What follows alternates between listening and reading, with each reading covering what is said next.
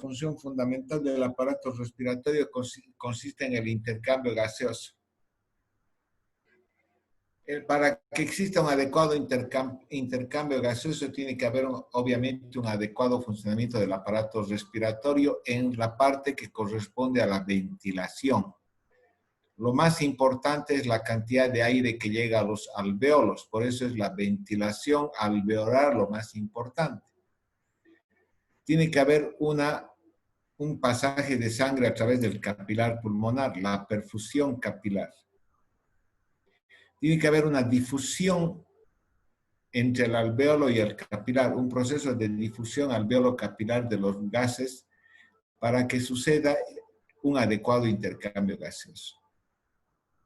Estos tres elementos tienen que funcionar adecuadamente en un pulmón para que suceda un adecuado intercambio gaseoso. Indudablemente existen otros fenómenos que debemos también conocer, como es qué relación existe entre la ventilación y la perfusión. Para que exista un adecuado intercambio gaseoso tiene que entrar aire y tiene que pasar sangre. Porque si entra aire y no pasa sangre, o no entra aire y pasa sangre, no va a haber tampoco un intercambio gaseoso. Tiene que haber siempre una entrada de aire que es ventilación y un pasaje de sangre que es perfusión.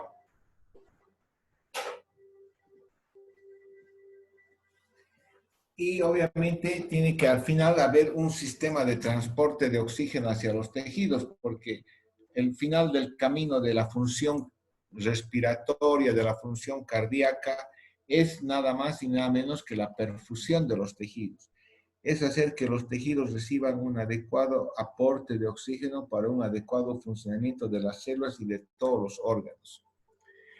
En la parte ventilatoria, lo que vamos a ver primero va a ser por partes. Vamos a ver la ventilación, la perfusión, la difusión. En la parte ventilatoria, anatómicamente, hay una zona de conducción del aire. Una zona de conducción del aire que está dada por la vía aérea superior, la tráquea, los bronquios, que son nada más que conductos por donde entra el aire. Y una zona respiratoria donde ya se produce cierto grado de intercambio gaseoso que corresponde a los bronquiolos respiratorios, los canales alveolares y los sacos alveolares. En estas zonas ya se está produciendo intercambio gaseoso y obviamente el intercambio gaseoso es mayor a nivel de los sacos alveolares. Entonces tenemos un sistema de conducción y una zona respiratoria donde se produce el intercambio gaseoso.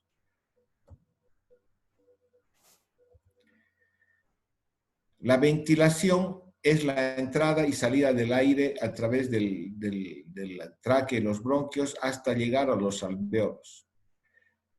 Nosotros en la ventilación, tenemos que tener ciertos conceptos bien fundamentados. Primero es el volumen corriente. El volumen corriente es la cantidad de aire que uno mete y saca con cada respiración. Ese volumen corriente va más o menos alrededor de 8 a 10 cc kilopeso. Más o menos es 500 cc en un adulto promedio. Es el volumen de aire que se mueve con cada movimiento respiratorio. De ese volumen corriente, una buena porción se queda en el sistema de conducción de la vía aérea, que se llama espacio muerto. Ese espacio muerto es anatómico, es el lugar donde no existe, es el sistema de conducción donde no existe intercambio gaseoso. Y una porción determinada de ese aire, de ese volumen corriente, llega hasta los alvéolos.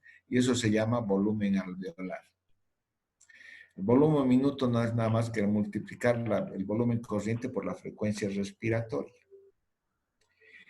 Esa es la ventilación. Y la perfusión no es nada más que el pasaje de sangre desde el corazón derecho hasta el corazón izquierdo a través del sistema arteriolar pulmonar, capilar pulmonar y de las venas pulmonares. La sangre que llega con la sangre venosa a través de las arterias pulmonares, llega a los capilares pulmonares y pasa una vez hecho el proceso de intercambio gaseoso por las venas pulmonares como sangre arterial hacia el corazón izquierdo. Esa es la perfusión. está en relación al gasto cardíaco del corazón derecho. No, tienen que acordarse que siempre la ventilación se abrevia con B y la perfusión con una Q. En la interfase entre el alveolo y el capilar pulmonar se produce el proceso de difusión de las moléculas de oxígeno hacia la sangre y de la sangre a los alveolos del CO2.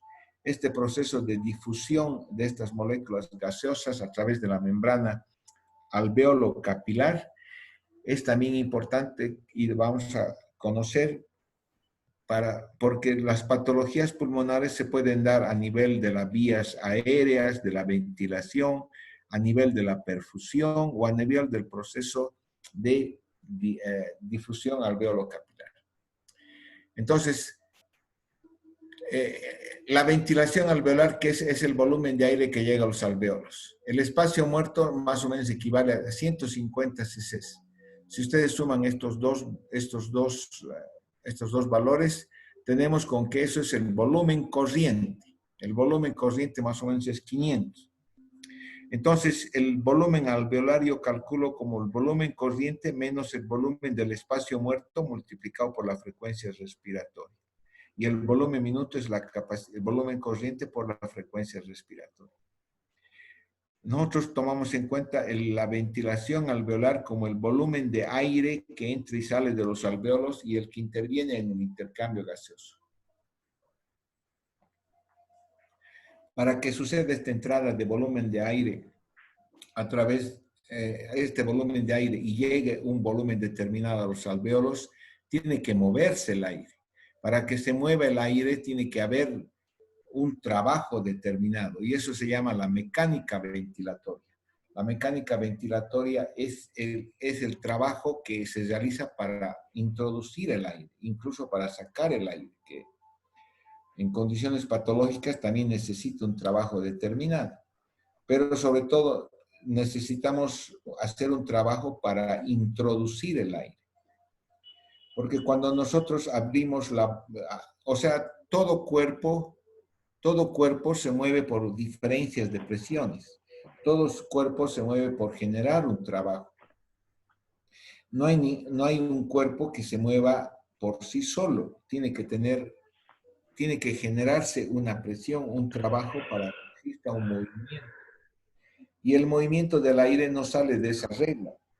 Si ustedes abren su boca, no se va a mover el aire. No va a entrar ni va a salir el aire. Solamente va a entrar el aire el momento en que abramos la boca y se produzca una contracción de los músculos inspiratorios. Son los músculos inspiratorios los que están generando el trabajo mecánico ventilatorio, el trabajo para mover el aire. Estos músculos ventilatorios tienen que generar una diferencia de presión para introducir el aire. Esta diferencia de presión se genera para que el aire pueda vencer dos factores que se oponen a que entre el aire hacia los alveolos. Uno es la resistencia de la vía aérea, porque tiene que moverse a través de tubos de conducción que son la tráquea y los bronquios, y otro es la distensibilidad de los pulmones y la caja torácica. Si ustedes tienen una bombilla, una manguera, si tienen una manguera, no va a salir agua. No va a salir agua hasta el momento en que abran la pila. El momento en que abran la pila se genera una diferencia de presión entre la pila y el extremo de la manguera. Entonces sí existe flujo de aire o flujo de agua en este caso.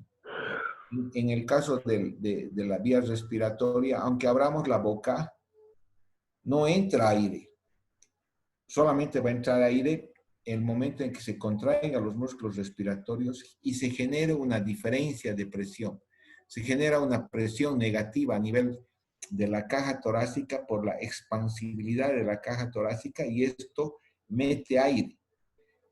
Y esa cantidad de trabajo, contracción muscular, va a estar en relación directa con la resistencia de la vía aérea y con la distensibilidad de los pulmones y la caja torácica.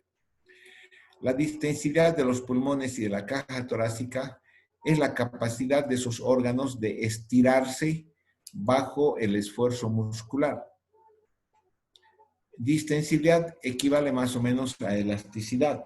Si ustedes tienen una goma elástica suave, fácilmente pueden estirarla. Pero si tienen, por ejemplo, una goma de neumático, una goma de neumático de su bicicleta, imposible que la estiren. Entonces, una estructura, un cuerpo como una goma elástica es fácilmente distensible, mientras que una goma del neumático de la bicicleta no es extensible, entonces no es distensible, tiene poca distensibilidad. Entonces, la capacidad de expandirse de los pulmones y la caja torácica se llama distensibilidad. Esa capacidad de cambiar de volumen en relación a un cambio de presión. Y obviamente eso también necesita de un trabajo determinado, de una mecánica ventilatoria para producir la expansión pulmonar de la caja torácica. Entonces, estos elementos son importantes conocer para saber cómo entra el aire. El control de la ventilación está dado por centros respiratorios a nivel de la corteza y del tronco cerebral en el bulbo raquídeo. Está dado por unas vías nerviosas que unen estos centros respiratorios centrales con los músculos. La distensibilidad de la caja torácica. Es importante la anatomía de la pleura, la distensibilidad pulmonar y la permeabilidad de la vía aérea. Todos estos elementos intervienen en lo que es una adecuada ventilación. Cualquier alteración en estos lugares, en estos elementos, van a producir un trastorno de la ventilación y pueden degenerar produciendo una insuficiencia respiratoria. Por ejemplo, un paciente que tiene una alteración de la vía nerviosa motora, por ejemplo, que tenga Guillain-Barré o que tenga tétanos, aunque tenga una adecuada fuerza muscular, aunque tenga un adecuado sistema nervioso que le indica respirar, si la vía nerviosa no conduce el estímulo hacia los músculos, no se van a contraer y el paciente va a entrar en insuficiencia respiratoria. Si un paciente tiene una obstrucción de la vía aérea y obviamente la resistencia de la vía aérea está aumentada, también va a entrar en insuficiencia respiratoria. Entonces, la alteración de cualquiera de estos elementos, de estos requisitos para una adecuada ventilación, van a ser causantes de cuadros de insuficiencia respiratoria. La difusión alveolo capilar. En el intercambio hemos dicho que una vez que llegue el aire al alvéolo, tiene que producirse un proceso de difusión alveolo capilar, un intercambio de gases, el oxígeno y el CO2. Esta difusión alveolo capilar de estos gases se da por una difusión pasiva de estos gases en relación a diferencia de presiones, de un lugar de mayor presión a un lugar de menor presión. Los cuerpos siempre se mueven en ese sentido, de mayor fuerza a menor fuerza. Y estos gases hacen lo mismo. Difunden de un lugar de mayor presión a una mayor presión. Hay una ley que regula el movimiento de estos gases. El volumen del gas que se mueve a través de una membrana semipermeable está en relación a la diferencia de presiones. En este caso, la presión alveolar y la presión del capilar pulmonar. Está en relación directa a la superficie de la membrana, a la superficie del tamaño del epitelio alveolar, al coeficiente de difusión de los gases. ¿Qué gases vamos a difundir? El CO2 y el O2. Y obviamente está en relación inversa al grosor de la membrana, al espesor de la membrana. Cuanto más gruesa es la membrana alveolo capilar, cuanto hay engrosamiento de esa membrana, la difusión va a ser menor. Todos estos elementos intervienen en una adecuada difusión de estos gases. La difusión de los gases también está en relación a la solubilidad del gas y a la densidad con la que se encuentra. El CO2 es menos denso que el O2 es menos denso que el CO2, pero el CO2 es mucho más soluble que el O2. Esta relación entre solubilidad y densidad de estos dos gases que entran en la fisiología respiratoria, hace que el CO2, que la difusión de CO2 sea 20 veces más rápida que el O2. Es por eso que es más fácil que la PCO2 venosa del capilar pulmonar se equilibre con el alveolo y nosotros podamos medir la presión alveolar de oxígeno como equivalente a la presión parcial de CO2, porque se equilibra rápidamente, lo que no sucede con el oxígeno. El oxígeno tiene menor solubilidad que el CO2. El hecho de difundir rápidamente el CO2 nos permite a nosotros medir el CO2 exhalado en el aire del paciente. Eso se llama el CO2, la capnografía, y al medir el CO2 exhalado, nosotros desequilibrar y decir que ese CO2 exhalado puede equivaler a la PCO2 arterial. Entonces, cuando una molécula tiene que difundirse como el oxígeno, tiene que atravesar una capa del líquido tensioactivo a nivel del alveolo, tiene que atravesar el epitelio alveolar, las células del epitelio alveolar, tiene que atravesar la membrana basal del epitelio alveolar, tiene que atravesar el intersticio pulmonar, la membrana capilar del basal del capilar, el endotelio capilar y después recién llegar al eritrocito. Y el CO2 hace el camino opuesto. Cuando existe alteraciones en esta unidad, en esta pared alveolo capilar, como por ejemplo engrosamiento a este nivel, como en los estados de fibrosis pulmonar, entonces ese proceso de difusión, sobre todo del oxígeno, se altera, porque el dióxido de carbono es una molécula que es mucho más difusiva. Y obviamente al alterarse la difusión del oxígeno, los pacientes entran en insuficiencia respiratoria. La perfusión pulmonar. Hemos visto la ventilación alveolar, el proceso de difusión alveolo capilar y ahora la perfusión pulmonar. La perfusión pulmonar no es nada más que la circulación a nivel pulmonar, que viene por la arteria pulmonar. No es la circulación en los bronquios. La circulación bronquial viene de ramas de la aorta torácica y van a la tráquea y a los bronquios. Esta circulación bronquial no tiene relación con el proceso de intercambio gaseoso. El proceso de intercambio gaseoso está relacionado con la circulación arterial pulmonar, que recibe todo el gasto cardíaco que manda el ventrículo derecho. Esta circulación arterial pulmonar es de baja presión y de baja resistencia. Esas son las características fisiológicas del lecho vascular arterial pulmonar. Baja presión y baja resistencia. Y tiene dos cualidades. No todas las arteriolas y los capilares en este momento en sus pulmones están abiertos y recibiendo sangre.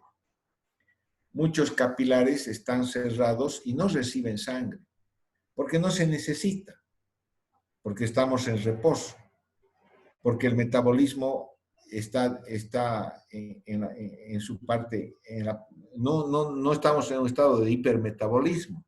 Entonces no necesitamos perfundir todos nuestros capilares.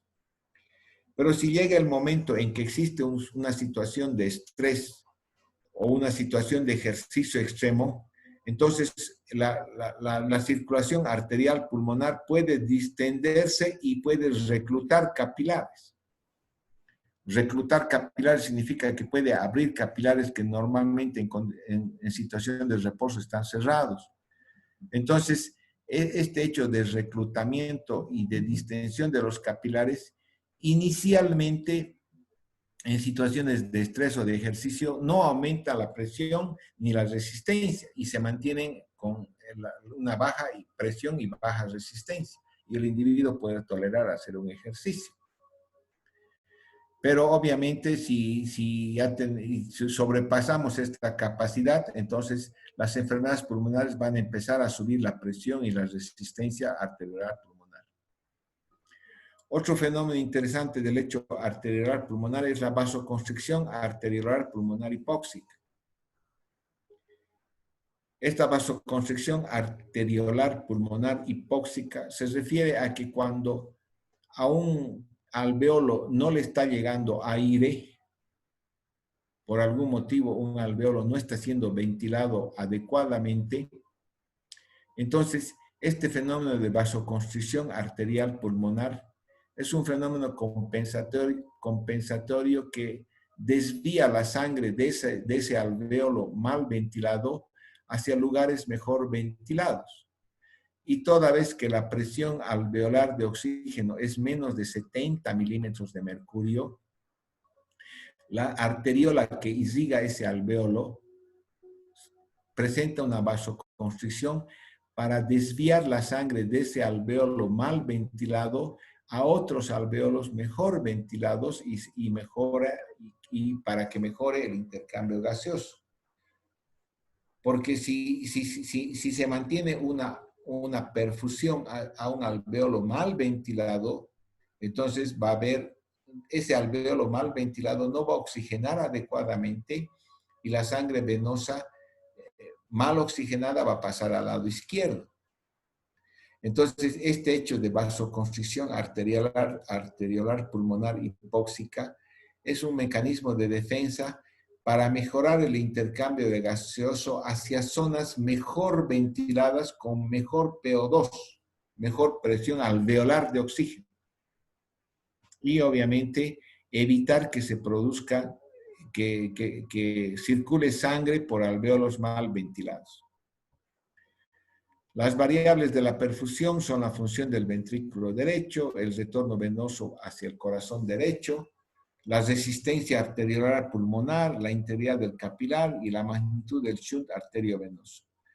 Nuevamente, igual que las variables de la ventilación, una alteración de estos elementos va a producir fenómenos de insuficiencia respiratoria o hipoxemia. Es importante conocer esto que se llama la relación ventilación-perfusión. La relación ventilación-perfusión no es nada más que ese apareamiento que sucede entre ventilación y perfusión. Yo puedo tener 100 ml por minuto de aire que entra a los alveolos y tener al mismo tiempo 100 ml por minuto que circula sangre por esos mismos capilares alveolares. Si yo divido 100 entre 100, me sale 1. Entonces, el cociente ideal de la relación ventilación-perfusión es cercano a 1. Pero eso no se da. Eso no se da ni en circunstancias normales. Ni en circunstancias normales, porque el efecto de la gravedad hace que en las bases, por la fisiología descrita por West, hace que en las bases pulmonares exista más perfusión que en los vértices, y en los vértices exista más ventilación que perfusión. Entonces, la relación ventilación-perfusión, incluso en pulmones normales, va desde 0,4 hasta 1,2. 0,4 son situaciones donde hay más perfusión que ventilación. 1,2 es situaciones donde hay más ventilación que perfusión. Entonces, incluso en circunstancias normales, nosotros no tenemos un coeficiente de relación ideal de 1 en todo lo largo del pulmón, a todo lo largo del pulmón. Esto varía. Y eso se acentúa más en circunstancias patológicas. En circunstancias patológicas puede ser que exista menos ventilación y perfusión, no solamente en las bases pulmonares, sino que eso vaya acentuándose hacia otros lugares del pulmón. Esta relación BQ menos de 1 produce una disminución del intercambio gaseoso. O puede ser peor todavía, que la relación BQ sea 0. Eso significa que no haya nada de ventilación y siga la perfusión. Aquí existe una ausencia de intercambio gaseoso, porque al no haber ventilación, no hay aire no hay oxígeno que entre, ni CO2 que pase al alveolo, porque no hay ventilación. Esa relación se llama 0. Esa relación se llama la presencia de un shunt patológico de derecha a izquierda, o cortocircuito derecha-izquierda. Es la misma sangre venosa que está pasando del lado derecho del corazón hacia el lado izquierdo sin oxigenarse porque no hay nada de ventilación. La relación es 0. Puede ser que la relación sea más de 1, como en condiciones normales es en el vértice del pulmón. Esta relación más de 1, aunque haya un montón de ventilación, no va a pasar pues a la sangre, porque la sangre se va a oxigenar hasta un límite determinado. También produce una disminución del intercambio gaseoso. Esta relación ventilación-perfusión más de 1 se llama espacio muerto. Espacio muerto patológico es la condición extrema donde hay ventilación y no hay perfusión. Cuando hay ausencia completa de perfusión se llama espacio muerto. Cualquiera de estas alteraciones de la relación ventilación-perfusión van a producir una disminución, una alteración del intercambio gaseoso que se va a manifestar con una alteración de los índices de oxigenación, del gradiente alveolo arterial de oxígeno, que va a aumentar. En condiciones normales es menos de 20. Esto va a aumentar.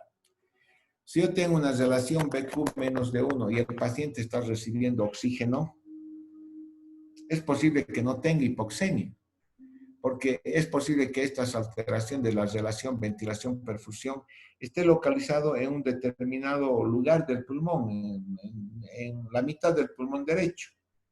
Pero puede que sea que todo el pulmón izquierdo y la otra mitad del pulmón derecho estén normales.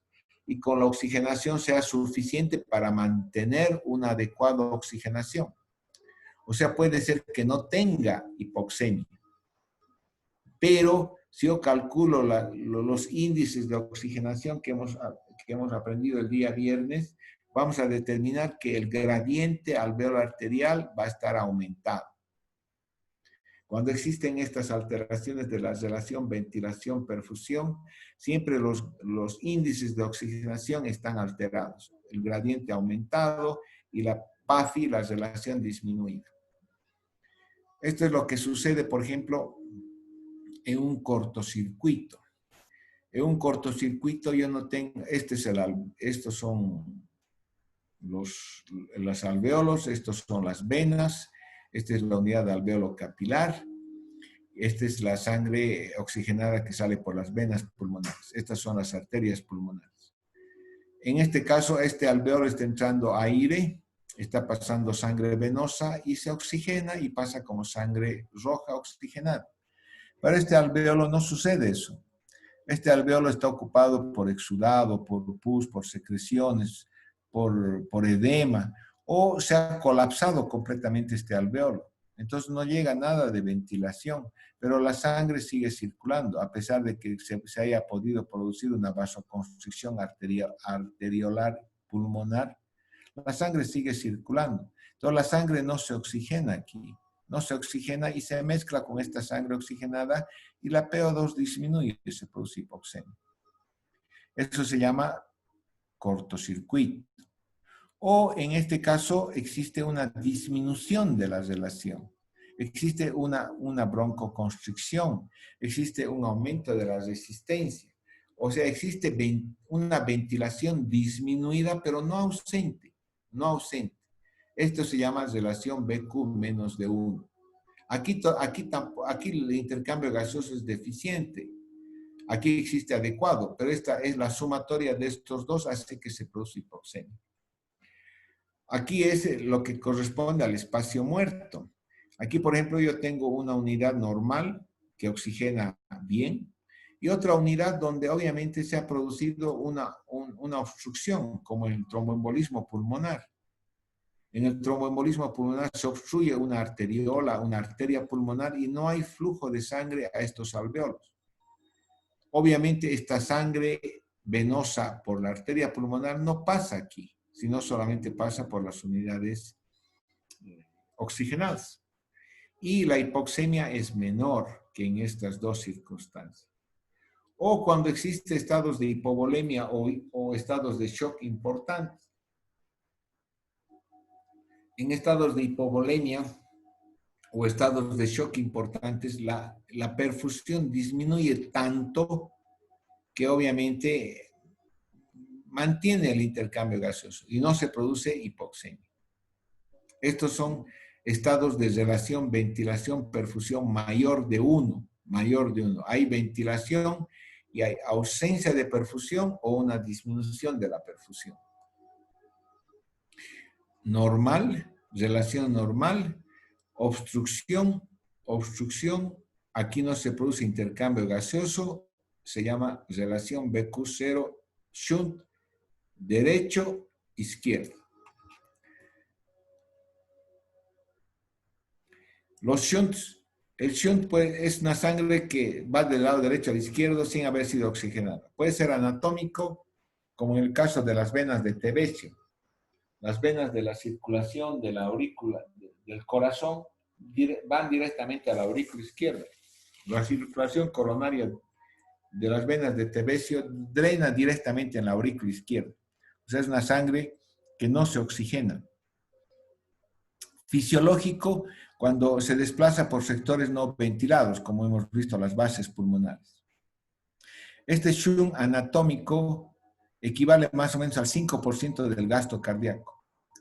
O sea, 5% del gasto cardíaco en condiciones normales no pasa por los pulmones, sino drena directamente en el lado izquierdo del corazón.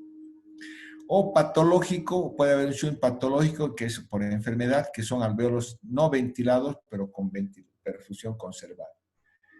Esto es normal nuevamente y esto es lo que sucede en el espacio muerto. Existe una obstrucción acá, no existe flujo de sangre por este capilar y obviamente al no existir flujo de sangre no existe intercambio gaseoso, pero la oxigenación se produce en el resto de los alvéolos normales y puede que no tenga mucha hipoxemia. Esto se llama relación BQ más de 1. Hay más ventilación que perfusión, espacio muerto.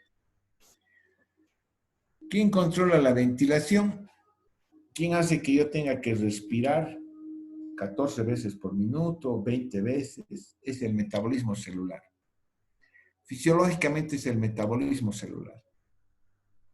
Y el metabolismo celular está en relación a lo que hacen todas las células del cuerpo. Consumir oxígeno y producir CO2. O sea, el BO2 y el BCO2. Estos dos elementos son los que controlan la magnitud de ventilación que yo voy a tener. El consumo de oxígeno y la producción de CO2. Van a controlar la frecuencia respiratoria, el volumen corriente, la relación inspiración-expiración. A través del centro respiratorio que está localizado a nivel del bulbo y en la corteza. Porque en este momento ustedes, si es que quieren, pueden hacer uso de sus centros corticales y voluntariamente empezar a hiperventilar. Esos son los centros respiratorios que por las vías nerviosas se conectan a los músculos respiratorios y aumentan la frecuencia respiratoria, aumentan la fuerza de contracción, por lo tanto aumentan el volumen corriente. Estos centros respiratorios reciben información sobre la cantidad de consumo de oxígeno, de BCO2 a través de receptores que a nivel pulmonar, los quimiorreceptores que van a sensar los niveles de pH, PCO2, PO2 a nivel periféricos en la carótida, en la aorta. Hay receptores musculares, hay receptores también pulmonares de estiramiento pulmonar, receptores J que también pueden aumentar la frecuencia respiratoria. Todos estos receptores son los que van a recibir la información y van a mandar al centro respiratorio para controlar los movimientos respiratorios. El transporte de oxígeno. Hemos dicho que siempre toda la función pulmonar, toda la función cardíaca está dada para que exista una adecuada oxigenación tisular, para que todas las células de nuestro organismo reciban una adecuada cantidad de oxígeno y se remueva el CO2.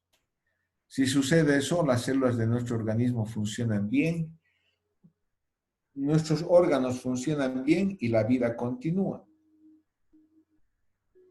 Para que suceda eso, yo tengo que tener primero una adecuada oxigenación alveolar, una adecuada cantidad de oxígeno en la sangre, que no solamente es el PO2, sino no solamente es, el PO2 es la cantidad de oxígeno disuelta en el plasma, que es nada más que esta fracción, el PO2 multiplicado por 0.03.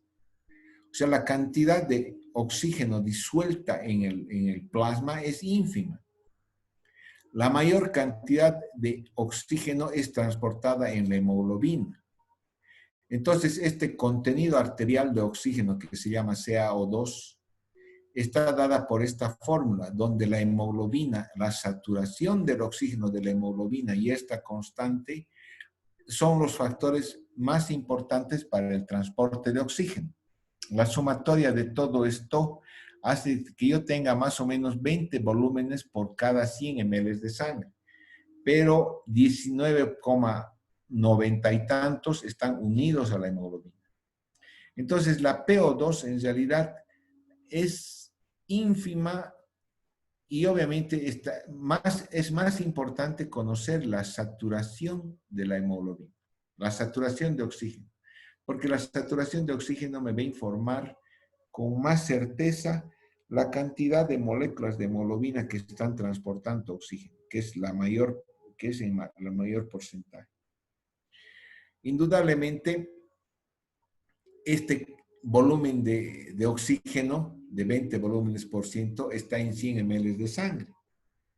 Ese volumen de sangre tiene que ser impulsado hacia la periferia, porque de nada vale tener yo 100 ml de sangre estacionados en la aorta si no son impulsados hacia los órganos. Y ese trabajo de impulsar los órganos, ese trabajo de impulsar la sangre se llama gasto cardíaco, que está hecho por la función contráctil del corazón. El gasto cardíaco se mide por minuto, en volumen por minuto, ¿no? En litros por minuto. Un gasto cardíaco tengo 5 litros por minuto. Entonces, si yo multiplico estos dos valores, obtengo lo que es el transporte de oxígeno, la cantidad de oxígeno que es mandada hacia los tejidos. Gasto cardíaco por contenido arterial de oxígeno y compruebo que yo consumo o mando a mis tejidos alrededor de 450 a 600 ml por minuto de oxígeno. Y esta es la cantidad de oxígeno con la que mis células y mis órganos funcionan en forma normal. ¿Qué sucede cuando existe una demanda de oxígeno? Por ejemplo, el ejercicio, la enfermedad, el estrés, una demanda del oxígeno. Cuando existe una demanda de oxígeno, nosotros no podemos aumentar la hemoglobina, tenemos una cantidad de hemoglobina determinada. Podemos tener 14 de hemoglobina, pues no porque yo decida ir a correr 100 metros planos, ahora decido tener 18 de hemoglobina. Eso no sucede. Puede suceder cuando vienen los ciclistas de otro lado a aclimatarse a la altura y los ciclistas de llano llegan a tener, después de 3 meses, 18 de hemoglobina. Esa es una forma de aumentar el aporte de oxígeno. Pero en condiciones normales, si ustedes deciden correr dentro de un rato, no va a aumentar su hemoglobina. Pueden aumentar un poco su saturación y su PO2, pero eso también son factores limitantes. No pueden saturar más allá de 100%. No pueden llegar a saturar 200%, y la PO2 no va a subir más allá de 80 milímetros de mercurio, excepto que se metan a una cámara hiperbárica.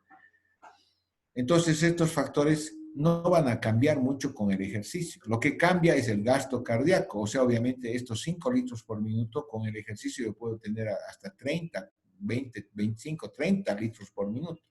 O sea, aumento mucho el aporte de oxígeno, mejorando el gasto cardíaco y mejorando la extracción tisular de oxígeno. La extracción tisular de oxígeno. La extracción tisular de oxígeno. La extracción tisular de oxígeno. La extracción tisular de oxígeno, ¿cómo puedo mejorar la oxigenación tisular? Mejorando la extracción tisular, la fracción de oxígeno que extrae mis células, la cantidad de oxígeno que extrae mis células. En condiciones normales nosotros vivimos consumiendo más o menos el 30% de lo que le damos. O sea, consumimos más o menos 600 ml de esto, 30% de estos 600 ml. O sea, nosotros en condiciones de ejercicio podemos subir esa extracción de oxígeno hasta un 60%. Podemos cambiar la afinidad de la hemoglobina por el oxígeno. O sea, hacer que la hemoglobina libere más rápidamente el oxígeno a través de desviar la curva de disociación de la hemoglobina hacia la derecha por cambios en la temperatura, en el pH, en el PCO2, en el 2,3 difosfoglicerato. Por eso también muchos atletas agarran, se sacan sangre, la guardan su sangre y después de ciertos días están inyectándose, volviéndose a colocar, haciendo autotransfusiones, para mejorar la curva de disociación de la hemoglobina. O puedo generar poliglobulia, que es aumentar la concentración de la hemoglobina, que aumenta el contenido arterial de oxígeno, pero la poliglobulia tampoco se va a producir inmediatamente, es un proceso fisiológico que tarda semanas en producirse. Pero si esa poliglobulia es muy importante, tiene efectos contrarios, como aumentar la viscosidad de la sangre cuando el hematócrito es más del 55%. Y eso puede producir hipertensión pulmonar, alteración de la microcirculación. Entonces, el transporte de oxígeno se reduce a que hay una vía aérea, un alveolo que entra aire, ventilación alveolar. Ventilación alveolar con valores de presión alveolar de oxígeno en Cochabamba alrededor de 80, PCO2 de 30. Un proceso de difusión alveolo capilar de oxígeno. Una perfusión de la sangre por el alveolo.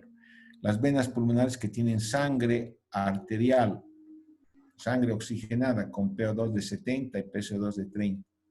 Llega al corazón izquierdo, esto se contrae y genera un gasto cardíaco. Esta sangre mezclada en un volumen determinado tiene un contenido arterial de oxígeno, que es la fórmula esta.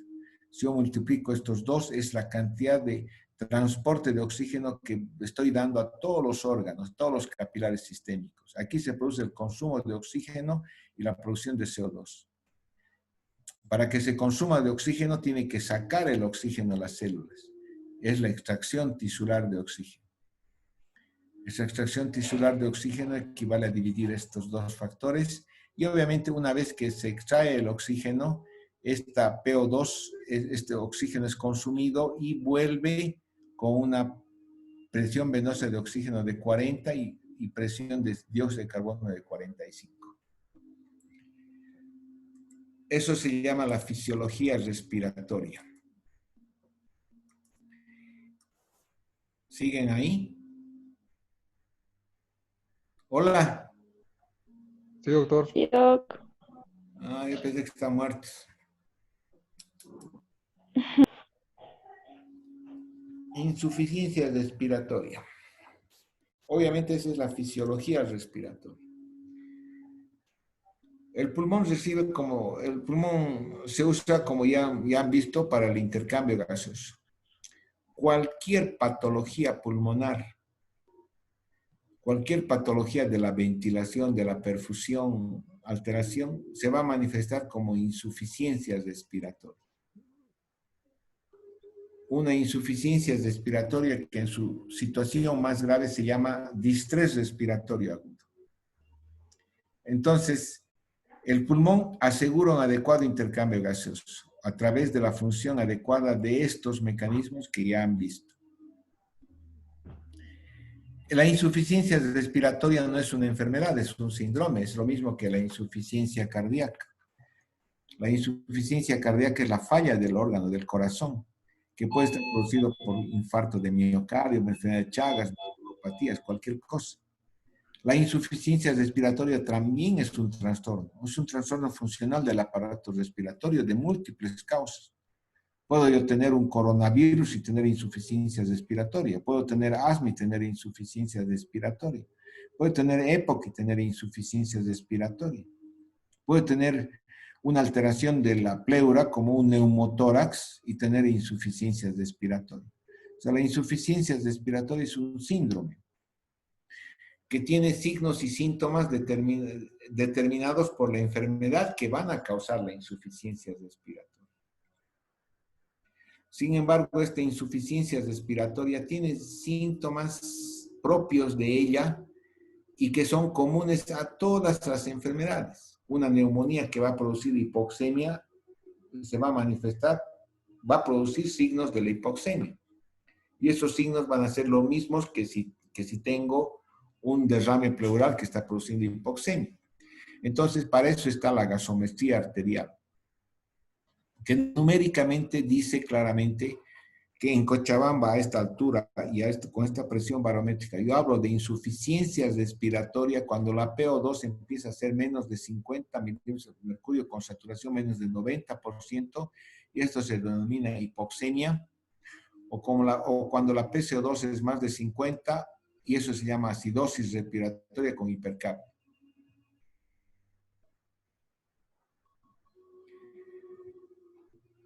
Cuando la diferencia alveolar arterial de oxígeno es más de 20 milímetros de mercurio o la PAFI es menos de 300. Entonces, son los criterios gasométricos de insuficiencia respiratoria que pueden ser secundarios a cualquier patología, a cualquier enfermedad del pulmón.